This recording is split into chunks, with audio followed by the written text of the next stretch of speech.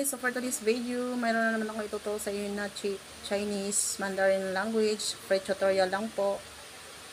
So ang ituturo ko sa inyo ngayon guys ay ang salitang saan ka pupunta. So saan ka pupunta in Chinese Mandarin language ay你要去哪？你要去哪里？你要去哪里？ Kung saan ka papunta in Chinese Mandarin language.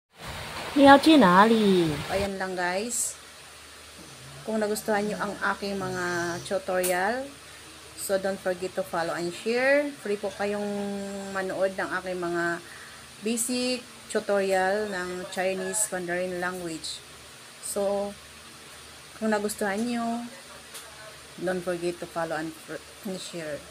So, yun lang guys. Free po kayong magtanong sa akin sa comment section, ay sasagutin ko po lahat kayo dyan. So, thank you for watching guys. Until my next videos. Bye-bye.